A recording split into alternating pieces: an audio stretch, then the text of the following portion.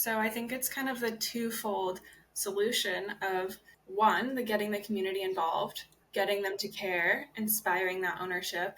And then on the other end, from the scientific restoration aspect, you then have a much more finite idea of these really specific like temporal changes, like spatial understanding of like really like specific areas that then we can kind of more easily identify where is a good place to do that. Like where should we invest, these like coral outplanting spots.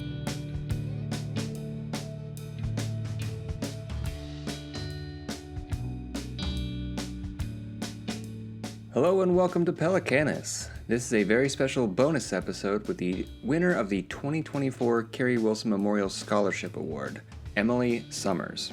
Emily has done some great work in Hawaii trying to protect coral reefs, but let's let her tell you all about it and get straight to it.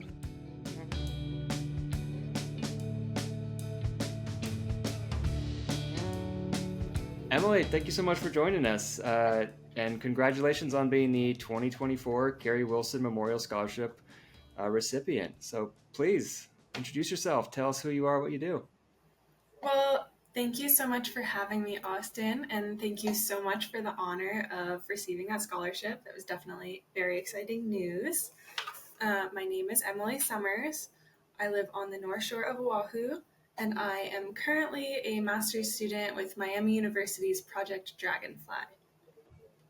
Tell me a bit about what you're doing through Project Dragonfly. I know you're a GFP student, so the Global Field Program, correct? I am, yes. I mean, you may not even know yet, but what do you think your master plan is going to be around, and what kind of things are you working on? Mm-hmm. So I am very interested in community-based management, community-informed management, just really getting the community involved and participating and excited about conservation, and not just in a little afterthought type of way, which I think the slow integration that we're seeing now is that's often what it looks like, is maybe you invite them to one of the final meetings and hold a hearing or get community responses, but it's a little more niche. So I think that going on these different program experiences through Project Dragonfly really kind of opens the door to non-Western conservation ideas and maybe untraditional ways of community-based management that are really interesting to try and bring back and incorporate here. So what is it that with everything you just said, how are you implementing that, in practice in your community? Yeah, so right now I've been trying to build a platform for the community to unify and come together to monitor coral reefs, because as we know, they need a lot more help than they're currently getting. And so I'm trying to build a platform that uses community members for the monitoring, allows ease of access for that so that we can increase participation, get people in the water, and then hopefully inspire that pride of ownership of like, this is your reef, like this is part of your heritage, your community, your recreation, like all these wonderful things, and then hopefully translate that eventually into this exciting like responsibility and stewardship kind of aspect of like, okay, like, hey, I was out and I monitored that reef and I am now responsible for it too. I think I'm excited about it. Yeah, that's really cool. So like what kind of things are they monitoring when it comes to the reefs? Is it actually diving, or is it where it's like, intertidal where they can walk around and look at things, or is it off of boats? Like how do you, I mean, like you said, you're building it. So like, how are you envisioning that working? So part of the program that I think is really important to me is ensuring accessibility. I think a lot of citizen science programs involving coral specifically usually require either a lot of time and energy to learn all the different fish, to learn all the different corals, and or scuba dive certifications and gear and whatnot, which requires again a lot of time and also a lot of money and excludes most people. So by creating a platform that is really easy to learn in the beginning, and then you just only need a mask and a snorkel, and hopefully you can swim. Maybe you don't even need to swim if it's only knee deep or whatnot. Like, it's kind of that flexibility, and like you can come and participate and be here for about 2 hours and still be part of this community and still volunteer your time, meet other people, get inspired, and just really opening the doors to that. Longer term, the bigger piece that I'm trying to work on right now are grants for building an app to streamline it even more. So, with the app, the goal is to kind of build something that is really even easier to use. You don't even need to do the training. All you need to do is download this app, put on your mask and snorkel, get in the water, and similar to like an iNaturalist type of thing where you like have user generated images that are then identified with AI. It will have the same type of deal where you can upload your images, but then it goes beyond that too. Like, we will be using machine learning algorithms to train it to recognize not just the species in the photo, but also maybe the percent of life coral coverage, color recognition, which is associated with coral health. The more stressed it is, the higher the degree of essentially bleaching, so it gets lighter. The fish, the algae, the benthic composition, and all of that will then go into the system, be readily analyzed by the AI. So then you can both crowdsource the data collection, but then automate the analysis. So ultimately, not only are you putting that then in the hands of the community, but then you're also freeing up a lot of conservation resources that will hopefully then be able to be reallocated to things like restoration projects. Okay, so what you're thinking is it's a citizen science, or I guess the term is now community science, but so a community science program where folks that are natives or even tourists or whoever coming into Hawaii, they could take their phone and or even just a camera, and they could take it out to the water and they could take photos, and then that gets uploaded into the system, and then AI, which is like, buzzword now that I don't really even know exactly what it means, but then it'll break out and identify everything you need to know about the status, health, and diversity of that reef. And then from there, that's where the real work could happen. Yeah, absolutely. So I think it's kind of the twofold solution of one, the getting the community involved, getting them to care, inspiring that ownership, creating defenders of the reef. And then on the other end, from the scientific restoration aspect, you then have a much more finite idea of these really specific like temporal changes, like spatial understanding of like really like specific areas that then you can kind of use to say, hey, like this area needs more love.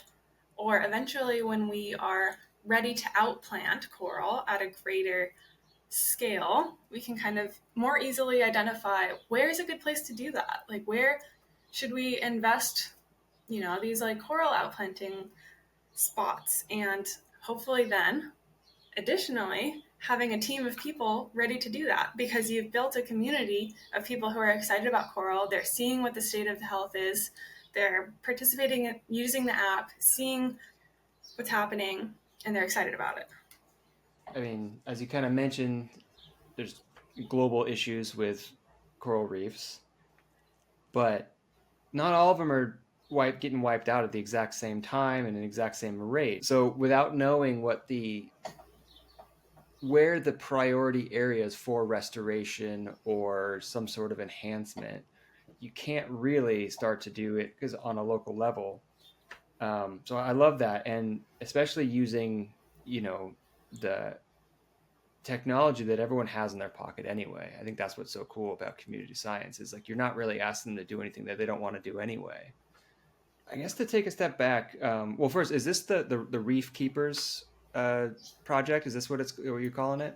Yes, so I'm trying to launch kind of a holistic program that is first starting with this pilot of just getting people involved and using this kind of simplified, accessible way to go out and learn about monitoring the reef, kind of building a little speed with community, and translating that to maybe like, okay, well, do you want to be a community leader?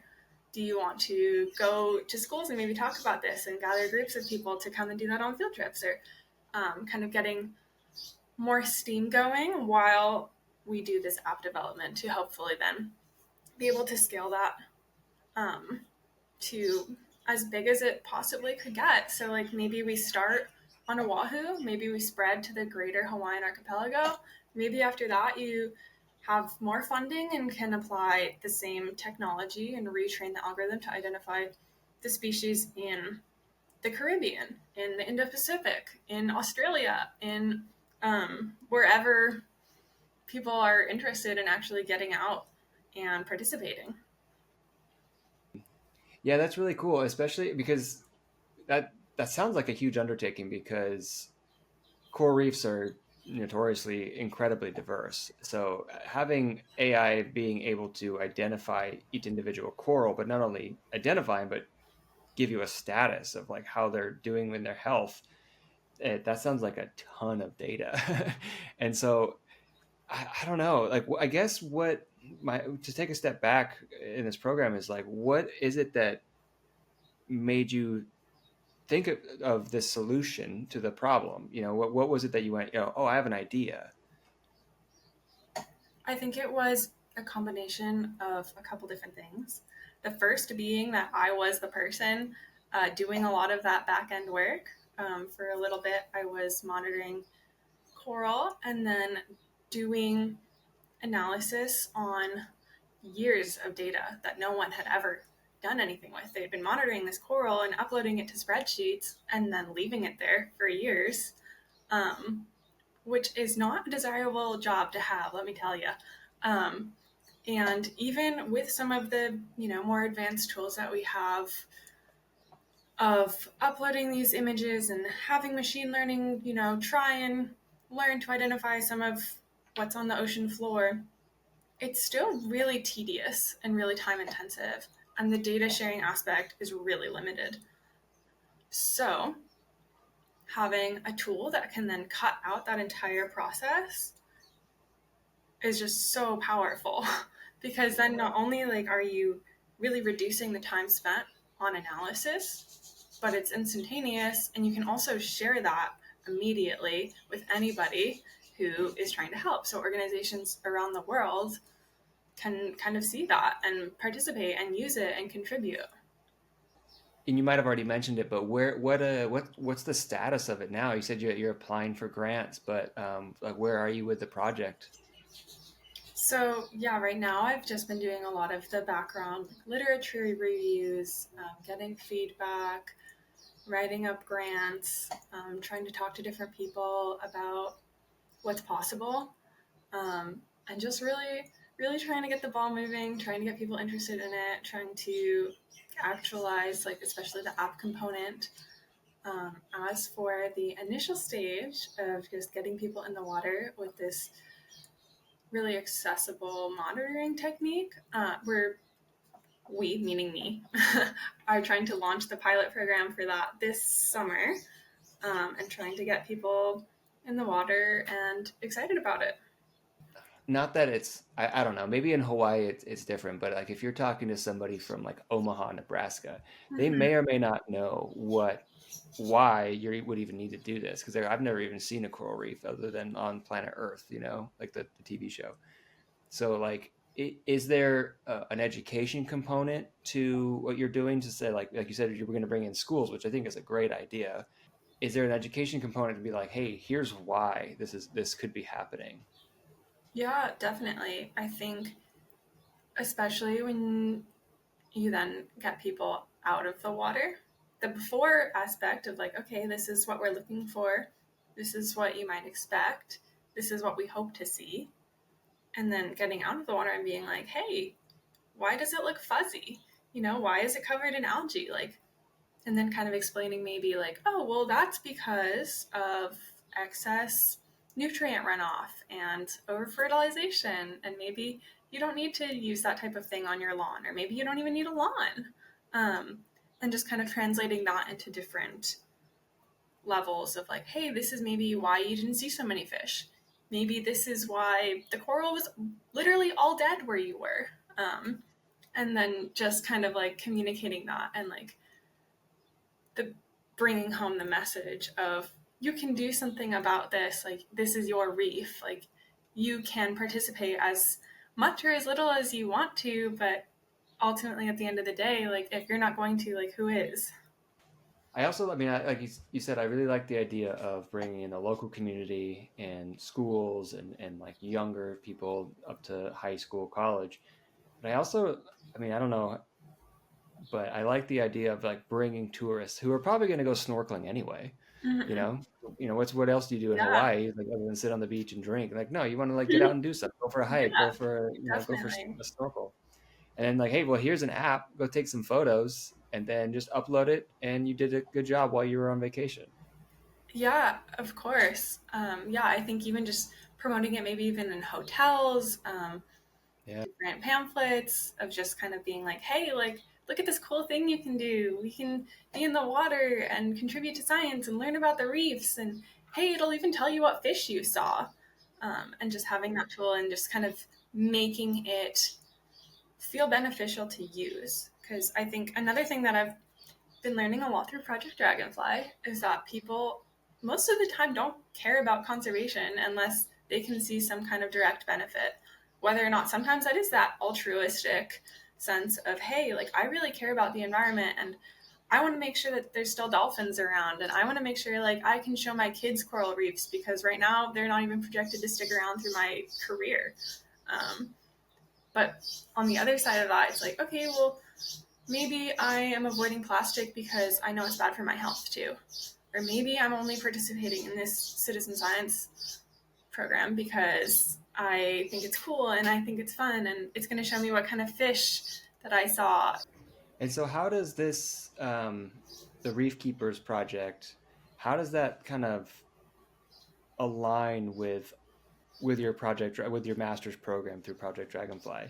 As I know you're the GFP, so that means you go on 3 trips. Well, I guess we're first off, where have you been so far?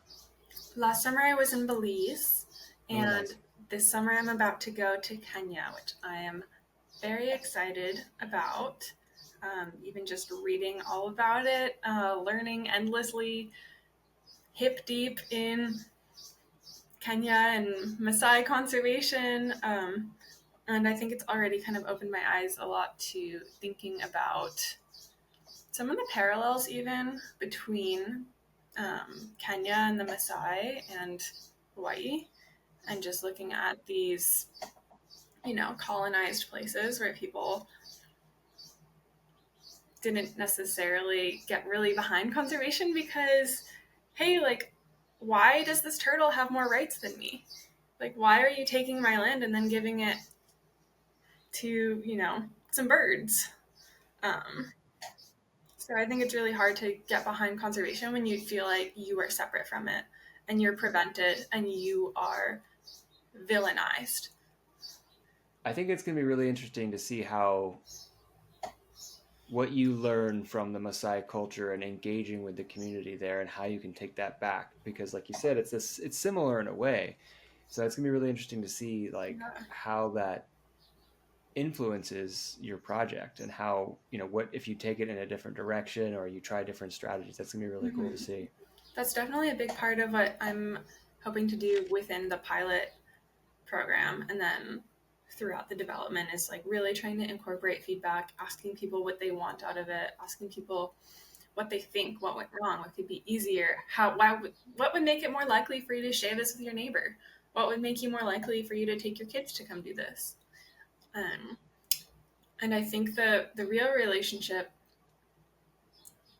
that I'm excited to kind of dive deeper into within Kenya so far, that we've just been reading a lot about so far, but I'm excited to talk to people about, is just kind of that transition from, hey, we feel really spiteful over this wildlife management program, to, hey, like, we are actually now stewards of these animals because hey, look, now we actually are sharing the benefits of that. Like, we're getting to see the tourism dollars come into our community, and we're getting to, see the benefits of that and feel like they have ownership over it. Like, this is our program, this is our conservation program, versus I'm just being told that I can't do this anymore. All right. So, okay. So you have the reef keepers that you're basically going to start kickstarting this summer.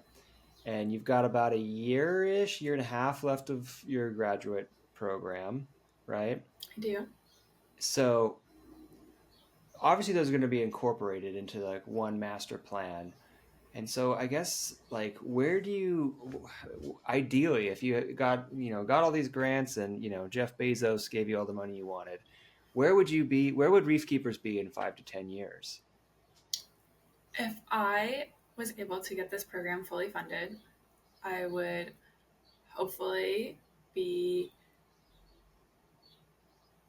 running it as a nonprofit organization, having reef keepers be this, environmental education, um, data collecting tool, like all of these really great things, and then be spreading it around the globe. And in 5 to 10 years, I hope that it would have been able to transition into getting more people into coral outplanting. And by 10 years, I hope that we would have been able to already make a good mark and get community members planting coral and participating in building up these coral nurseries, fragmenting, monitoring the outplants, and doing all of that. I think right now it's a really promising tool, and there's some wonderful organizations that are researching and initiating some of this work on this island and other places.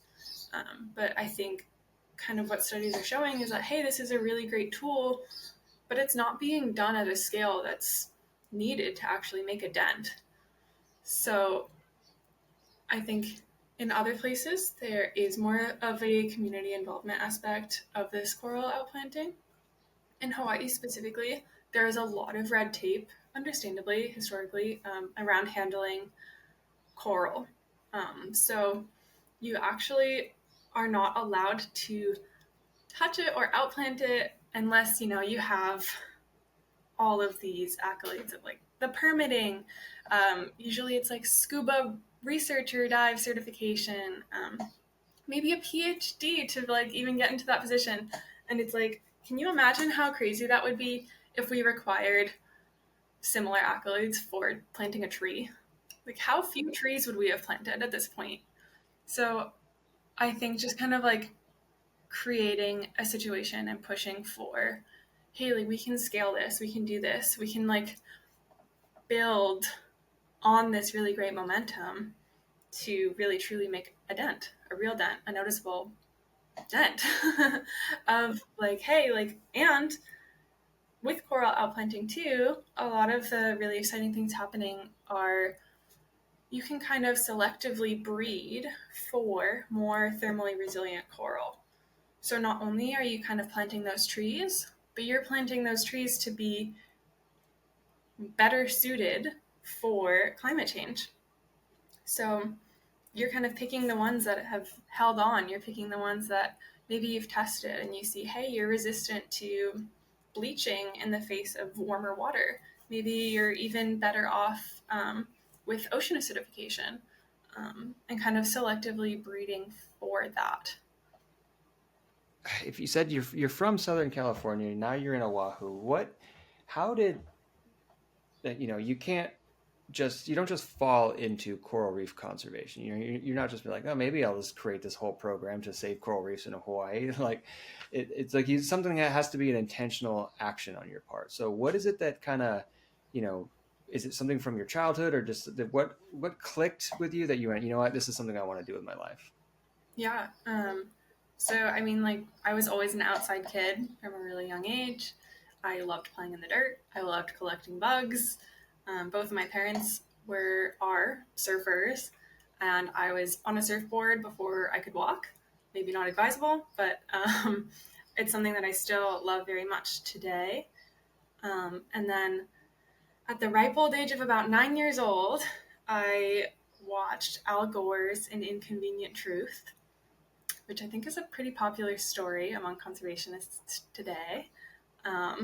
But ever since then, I kind of was like, hey, like, this is a problem. Like, I didn't know this was a problem, but it is. Like, and I need to do something about it. And, at 9 years old, there's only so much you can really, truly do.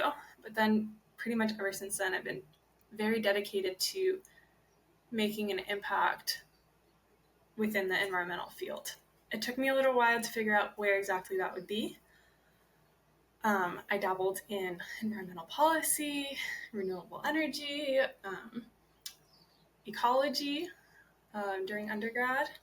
And I think between moving to this island and being in the water and seeing kind of like, obviously, I think it's pretty common knowledge within the environmental world that coral reefs aren't doing so hot, or rather they're doing too hot.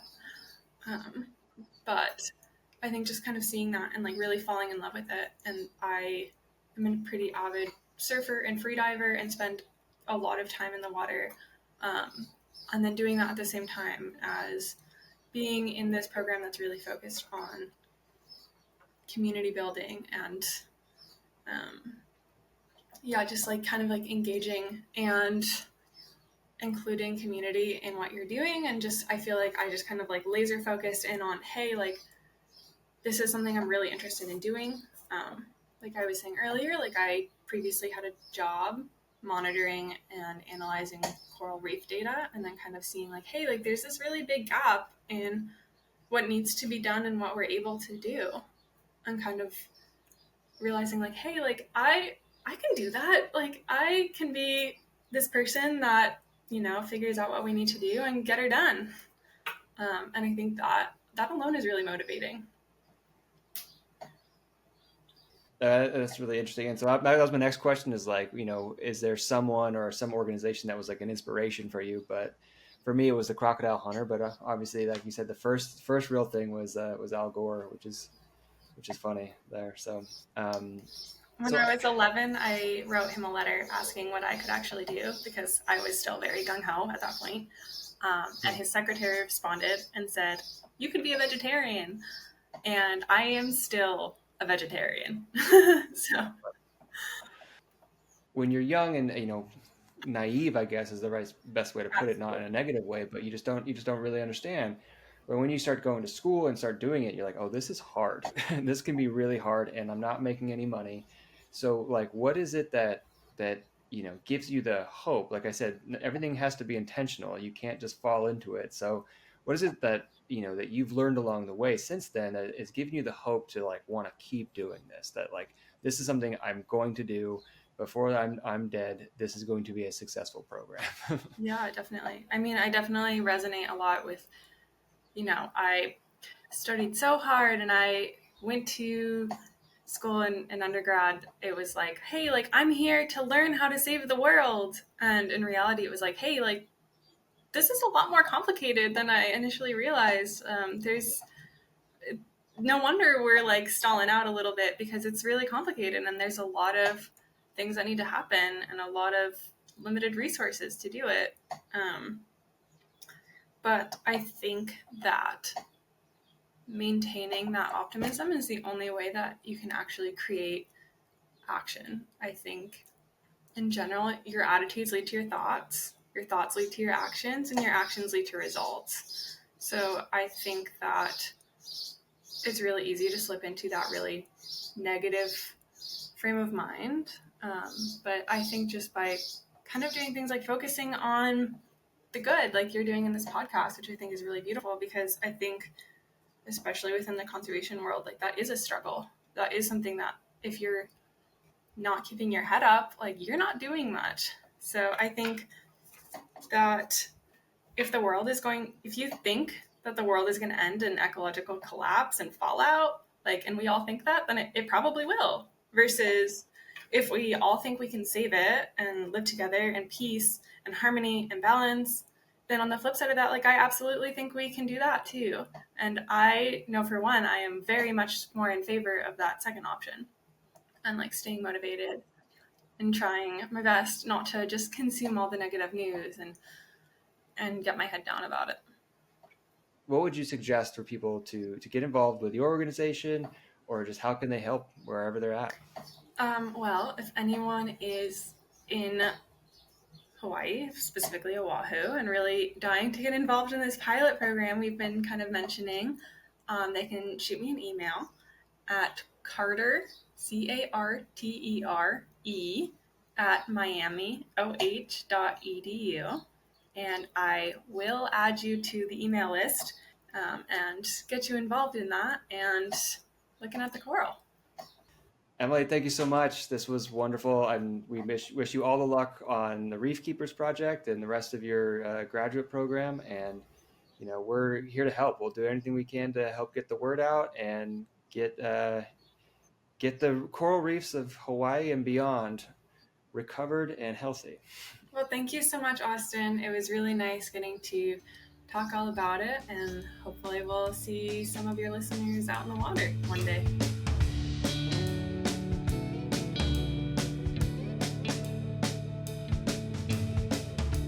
Thank you again to Emily for talking with us. We're very proud to be able to award her the 2024 Carrie Wilson Memorial Scholarship. I think she's going to be able to do some great work with it. Host and producer is Austin Parker. Music was provided by Picture Book Studios. Thanks again for listening. We'll talk to you next time.